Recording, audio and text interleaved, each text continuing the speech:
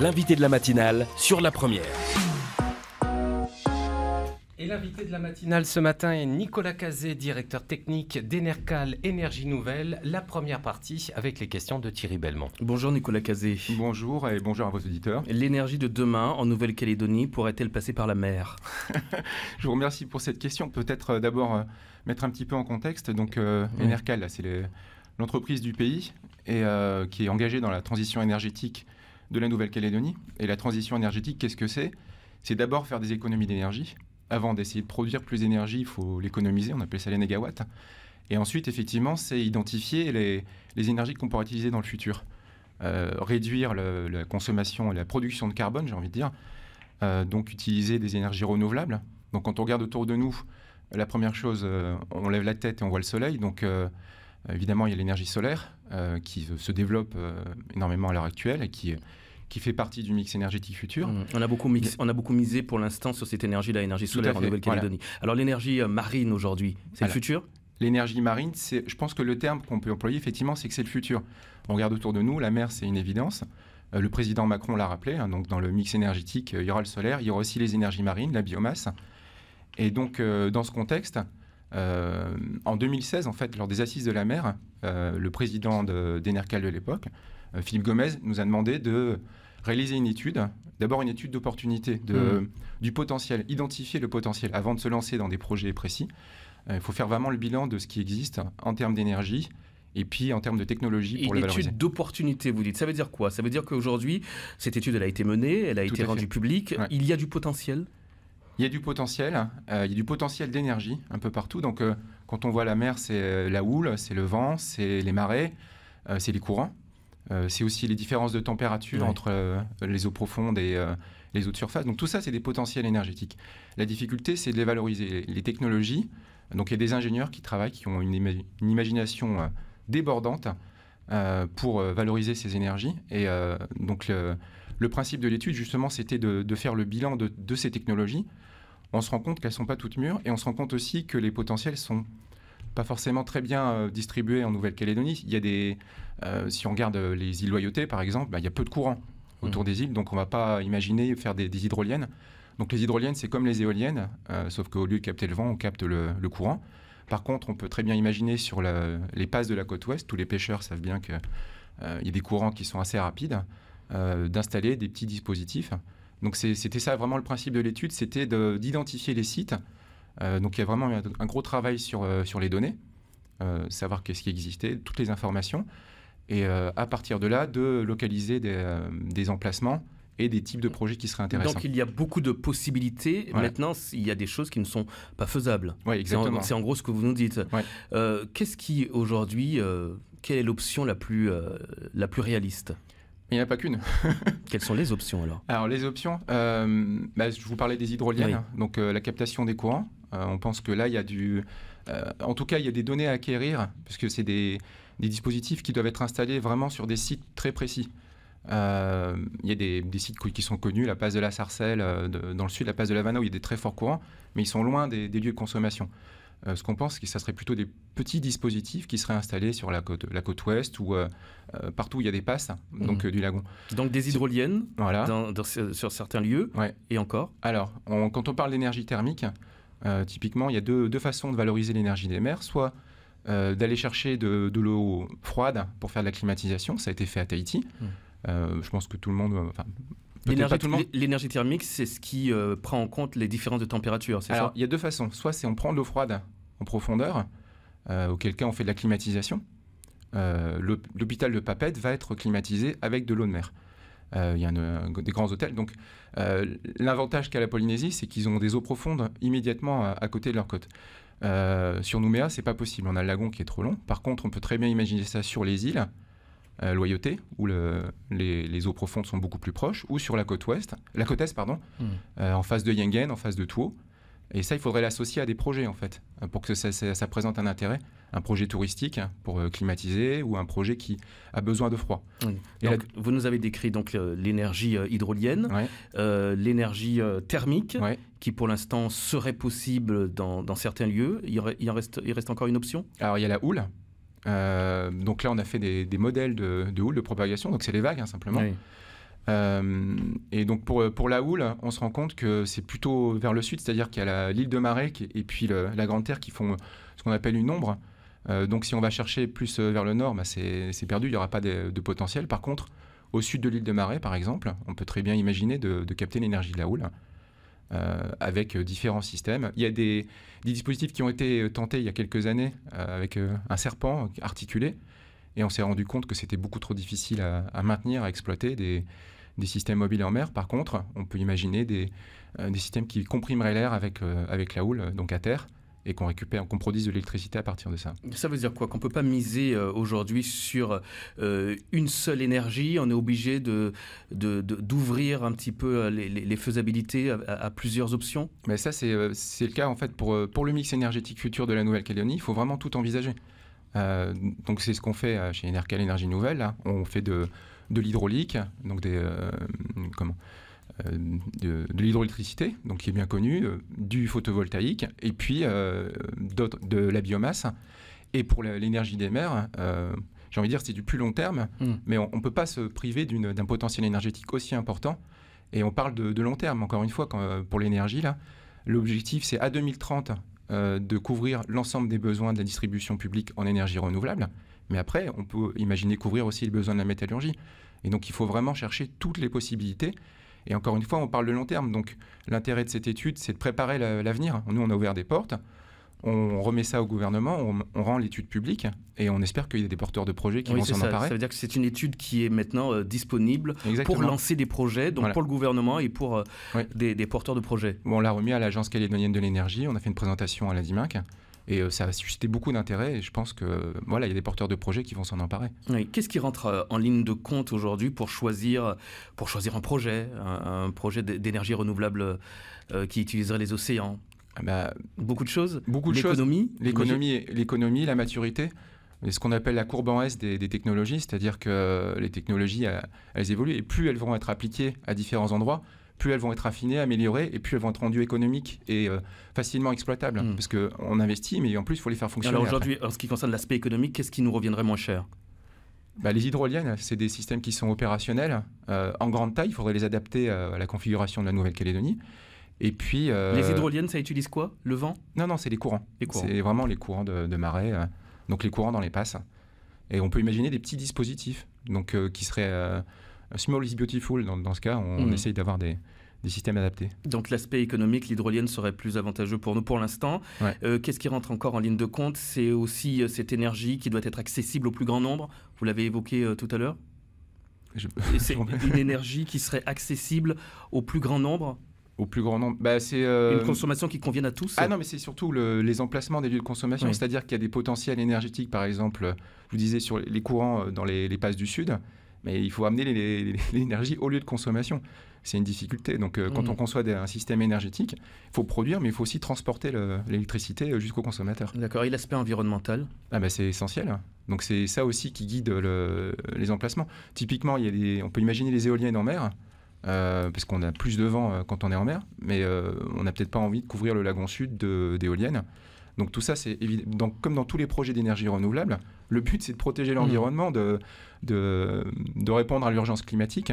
Donc évidemment, on ne va pas en contrepartie causer des problèmes environnementaux. Et le 100% énergie renouvelable envisagé d'ici 2030, est-ce que c'est faisable finalement? Ah oui, tout à fait, ouais. Mais non seulement c'est faisable, il faut mettre les moyens. Mais je vous dirais qu'à l'heure actuelle, on est allé plus vite que ça. Et le 100% renouvelable pour la distribution publique, on va y arriver probablement avant 2025. Il y a beaucoup d'intérêt pour les technologies. Donc, encore une fois, il y a le solaire, mais il y a aussi l'hydraulique. Il y a tout un panel qui permet de répondre à ce besoin. Par contre, pour aller plus loin, c'est-à-dire faire 100% de l'ensemble de la consommation de la Nouvelle-Calédonie, là, ça sera plus difficile. Et donc, il y a vraiment toutes les options à regarder. Nicolas Cazé, directeur technique d'Enercal Énergie Nouvelle. On se retrouve tout à l'heure à partir de 7h05. C'était l'invité de la matinale sur La Première. La Première. Pub. Pour faire plaisir à toutes les mamans, Singer propose en exclusivité l'invité de la matinale sur La Première. Il est 7h06, la deuxième partie avec notre invité Nicolas Cazé, le directeur technique d'Enercal Énergie Nouvelle. On parle d'énergie propre, d'énergie renouvelable. Deuxième partie donc avec vos questions. On les attend à partir de maintenant et pour les 10 prochaines minutes au 258 258. Thierry Belmont. Et l'énergie marine, une énergie donc renouvelable. On parle beaucoup d'économie bleue, présentée comme la voie du futur. Nicolas Cazé, est-ce qu'il y a un véritable potentiel énergétique pour la Nouvelle-Calédonie de s'engager dans cette voie? Alors, je confirme qu'il y a un potentiel énergétique. Il y a aussi un potentiel, justement, vous parliez d'économie. Il y a un potentiel d'exportation. Si on développe une compétence spécifique à la Nouvelle-Calédonie, qu'on a des ingénieurs ou des techniciens qui sont capables d'exploiter et de maintenir ce type d'installation, il y a tout le Pacifique qui est un champ de jeu extraordinaire. Et donc, c'est l'intérêt aussi de s'intéresser dès maintenant à ces types de techniques qui sont des techniques du futur, qui ne sont pas toutes mûres, qui sont complexes. Et donc après, si on peut les exporter au Vanuatu, si on peut les exporter... À l'heure où on parle d'axe Indo-Pacifique, etc., il faut effectivement s'engager dans cette voie-là. Ça veut dire quoi? Ça veut dire que les étudiants ont un champ de possibilités immense devant eux, des ingénieurs? Moi, je dirais les ingénieurs, si vous êtes intéressés par l'énergie, allez-y. Il y a un champ de possibles qui est absolument extraordinaire. Et pour ça, on a besoin d'électriciens, on a besoin de mécaniciens, on a besoin de gens qui connaissent l'océanographie, le maritime. Donc tout ça, c'est des possibilités. Il n'y aura pas des milliers d'emplois, mais en tout cas, à l'échelle de la Nouvelle-Calédonie, ça peut être des choses très intéressantes. L'étude, on l'a menée en collaboration avec le cluster maritime, donc qui rassemble des entreprises de Nouvelle-Calédonie qui s'intéressent au sujet du maritime. Et ça a suscité un intérêt réel, en fait. Enercal est membre du cluster maritime, parce qu'on sait que c'est un outil de développement essentiel. Enfin, voilà, on est entouré de mer, c'est une évidence. Comment se construirait ce chantier d'énergie marine? Quelle est votre vision? Alors, ce n'est pas un seul chantier. Encore une fois, nous, en tant qu'entreprise du pays, on a apporté notre brique à l'édifice. Première étape. Et justement, on souhaite qu'il y ait des porteurs de projets qui s'en saisissent. Ils n'auront pas recommencé à zéro. L'étude elle a pris 6 mois d'investigation, d'analyse scientifique. On a rassemblé des données, c'est pas très simple de rassembler tout ce type d'informations, c'est dispersé. Il y a l'IFREMER qui en a, il y a IRD, il y a le gouvernement, il y a... voilà. Alors, quelle est votre vision? Dans ce chantier, il y aurait plusieurs options, on va dire. Voilà, c'est ça. Alors, où se mettrait quoi? Votre vision, ce serait quoi? C'est difficile à dire. C'est difficile à dire. Moi, j'ai pas de vision personnelle. Et même Enercal en tant que tel, encore une fois, c'est une vision de long terme, mais c'est vraiment une question politique. Et c'est les opportunités. Chaque projet, en fait, j'ai envie de dire, quand il y a un projet touristique qui se monte, il faut absolument se poser la question, est-ce qu'on peut valoriser l'énergie est-ce qu'on peut climatiser l'opération? Est-ce qu'il y a des chantiers touristiques où on a manqué le coche? Typiquement, à Bourail, ça aurait été une possibilité intéressante sur Guarodeva, je pense. Il y avait un hôtel de grande ampleur. Et c'est un des sites où l'eau profonde est relativement accessible. Donc ça aurait été une possibilité, mais je ne veux pas juger, je n'ai pas participé au projet. Il y a peut-être d'autres raisons qui ont poussé à ne pas retenir ce dispositif. Mais ce qui est sûr, c'est que si on y pense en amont, c'est beaucoup plus facile à intégrer dans un dispositif.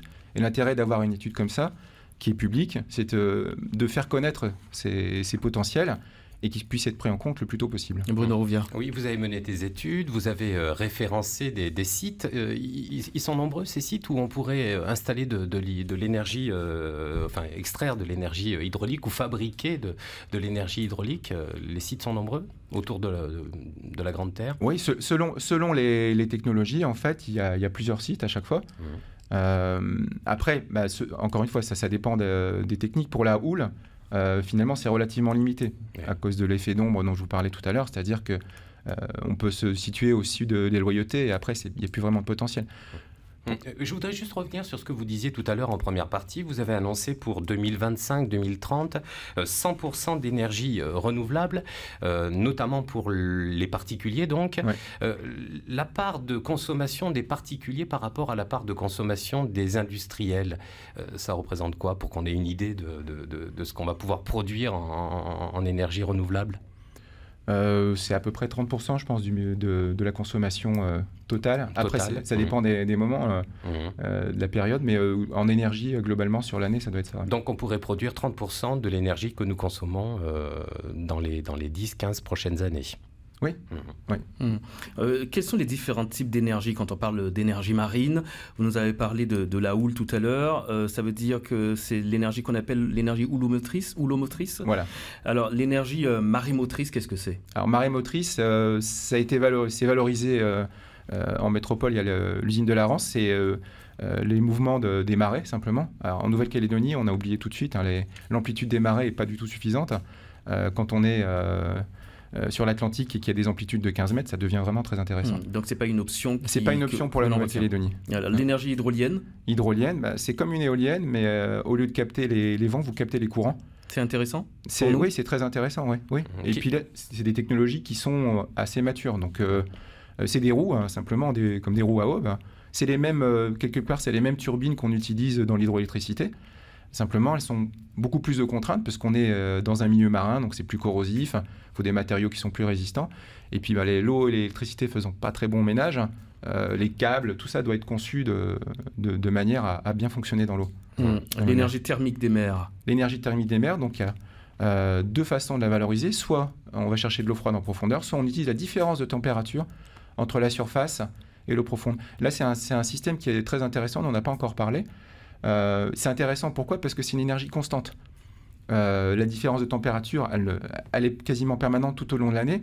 Et dans le mix énergétique, il faut des énergies intermittentes, comme le soleil, le vent. Et puis, il faut des énergies constantes qui permettent d'assurer un peu ce qu'on appellerait la base du fonctionnement. Je vous entendais à la météo tout à l'heure. Là, il pleut sur Yaté, c'est super pour remplir le barrage de Yaté. Évidemment, on ne produit pas beaucoup d'électricité solaire aujourd'hui.